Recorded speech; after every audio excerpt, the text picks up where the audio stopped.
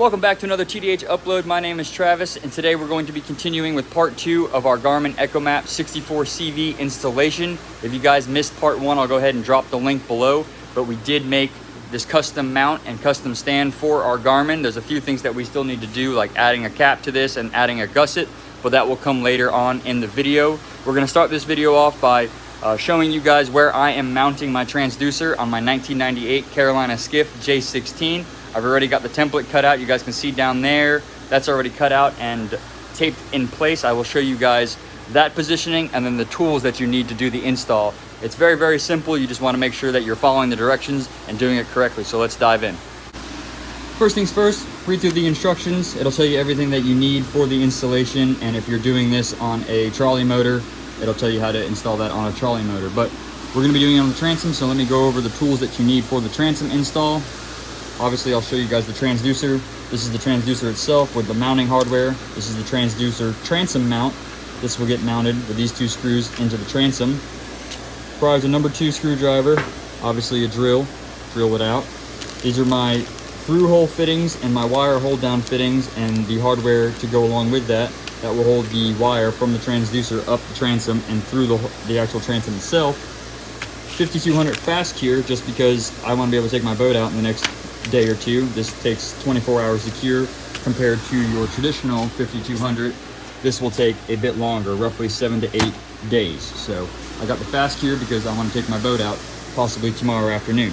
Now this last bit, you're going to need 2 drill bits. One's going to be an 1/8 inch, one's going to be 5/32. You can already see that I've got this tape on here. Just get yourself a little ruler that has some millimeters because the instructions are kind of silly and they state 7/10.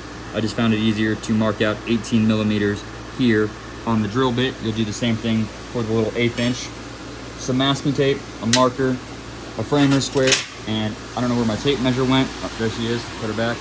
And tape measure. This is just to help you line up your 15 inches. So I'll show you guys that now. Garmin will give you this little template here. You simply cut this out. You measure 15 inches from your prop, center line of your prop. I did on the outside edge to account for roughly an inch, inch and a half to my center. On the outside edge with the framer square, I just measured over 15 inches and you'll see my little green mark. So I centered that up on my transom bracket. I'm gonna go ahead and run a 1/16 inch bit as my pilot bit just to start these 2 holes. And then we'll run that 5/32 in there with the tape on it. That way we know how deep to run this, and then we can install the transom mount screws with the actual mount and some 5200. So that is that. First things first, let's drill some holes and go from there. Okay, before we start drilling, I'm gonna go ahead and take my transom mount bracket here, line it up with my template, and just triple check with a level here that I am leveled out on the boat. And it looks like I am just about perfect. I'm gonna bring you guys over here and show you. So you can see I'm about lined up there.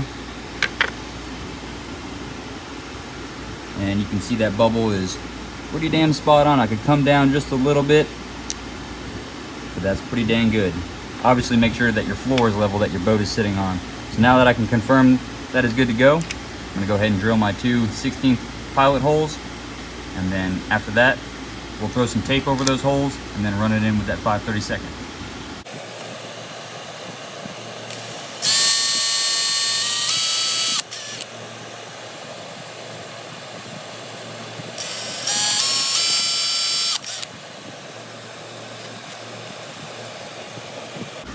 All right, now I'm gonna throw some tape over it, just like you see the other one.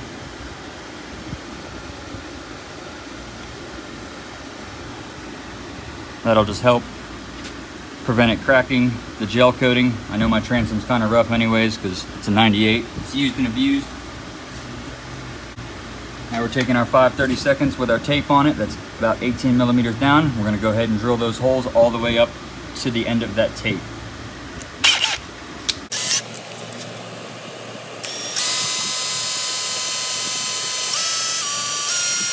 Let me just triple check that because I might have pushed it back a little bit. Okay, you just want to triple check and make sure that your tape didn't move. Mine slid down just a little bit, but you want to remeasure that just to be safe. We'll go ahead and drill the second hole out.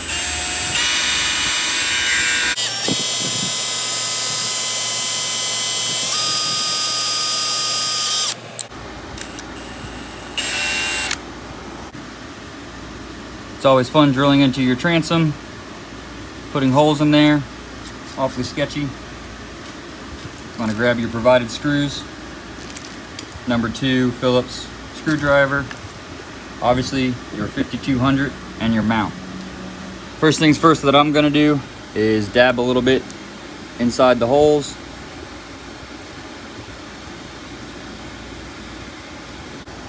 All right.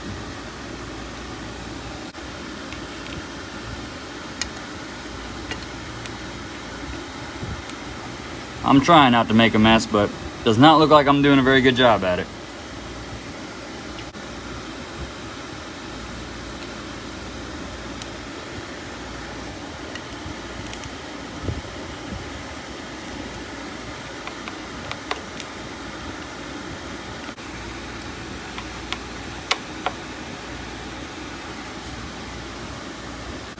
One thing I did forget to note in the intro, you want to grab some denatured alcohol. That'll help you clean up all the 5200 that gets smeared around if you make a mess like I do.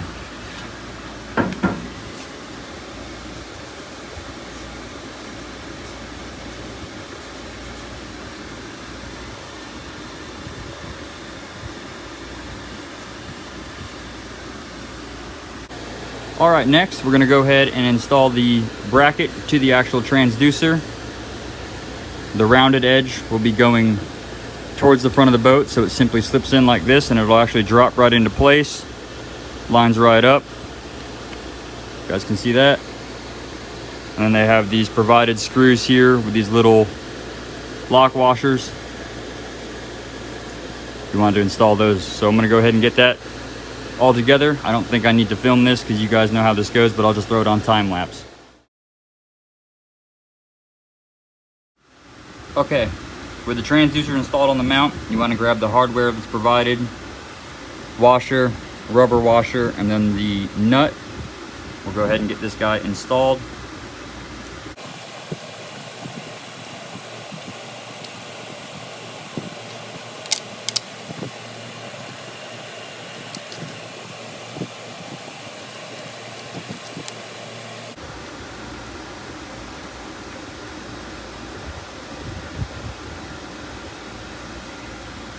All right, now with that installed, we're going to take our framer square and make sure that this is nice and parallel with the bottom of the boat.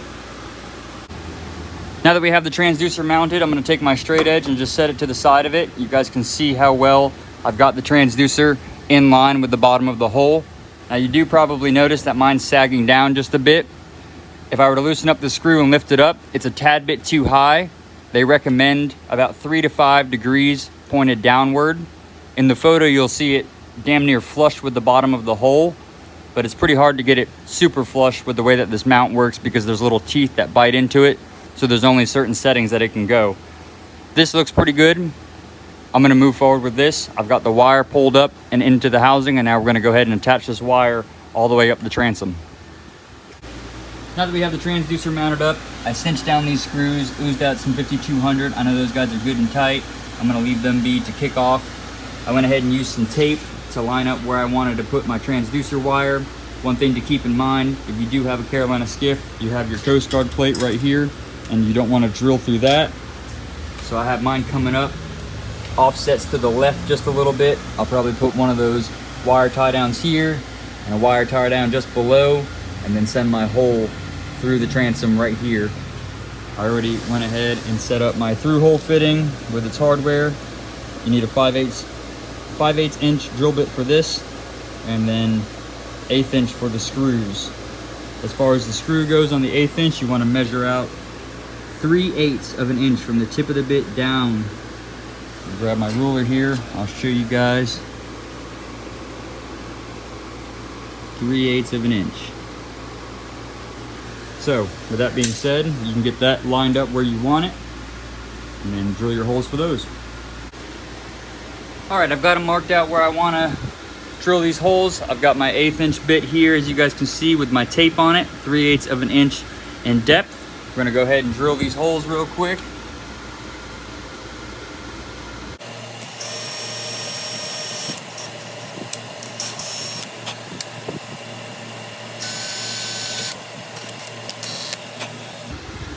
All right, now that the holes are drilled, we'll go ahead and 5200 up the screws and slip the little clamps onto the wire.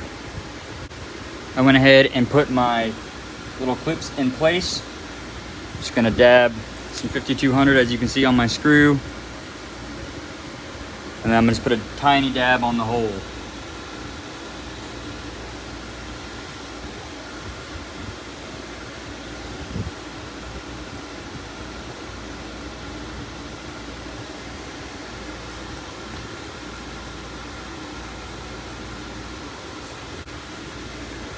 Do the same for the second one.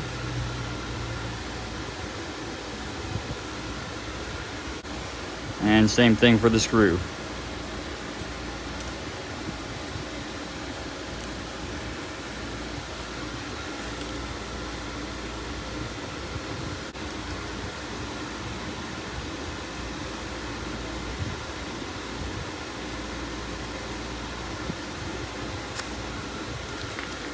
Cool. Now you can take your denatured alcohol and just clean up the little smudges around that area. Now we're getting ready to drill the through hole in the transom. I'm using this 5/8 paddle bit. I unfortunately don't have a traditional 5/8 drill bit. Both of my kits only go up to a 1/2 inch. So I'm gonna see how this does. Me and you both.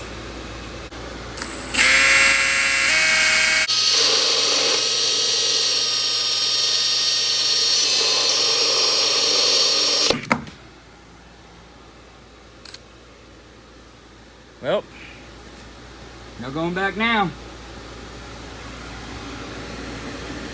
Look at that. That thing is dry.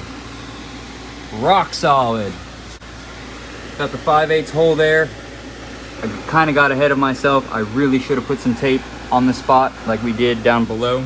So if you guys do that, make note of that. And also, I chipped a little bit of my gel coating right here. So that kind of sucks. I'm gonna have to do a little bit of repair work on that to clean that up. But now we're gonna go ahead and get ready to install the through hole fitting. But first, I'm going to push the wire through and then glob some 5200 from both sides. Once the wire is pushed through, and then go ahead and mount this guy. Pre-drilling my small 1/8 inch holes, doing the same thing that we did for the little hole bends.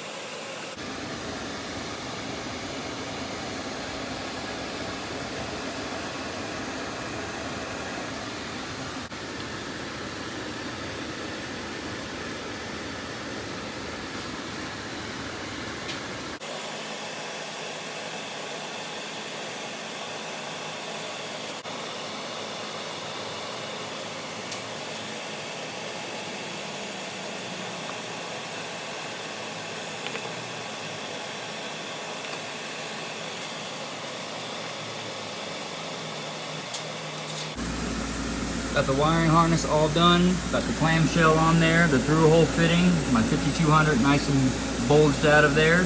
That way I don't have any water intrusion. Gummed it up all in here. Gonna get another clamshell that is like that style. I went down to West Marine just real quick, but they only had 1 inch styles and I need the 5/8 inch I'll go ahead and install that once I can get my hands on one of those to cover this up. But before we go running all the wiring and putting power to it, I need to go ahead and cut my cap and my gusset for the arm. As you can see, I've already removed the Garmin, and I already went ahead off camera and drew up my file and everything. So I've got everything ready to rock and roll. So I guess we should be able to just shut off my THC control, torch height control. And I should be able to go ahead and rip it out.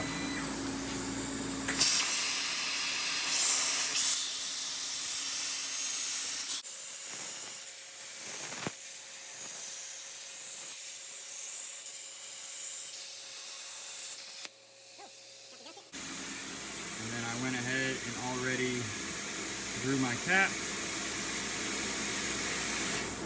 Go ahead and move the torch over here.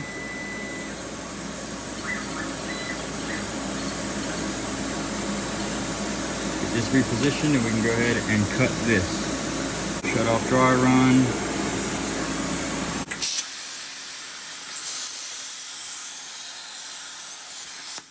Alright, got the cap and the gusset. Go ahead and let those cool off for a second, clean them up, and then we'll weld them in on this guy.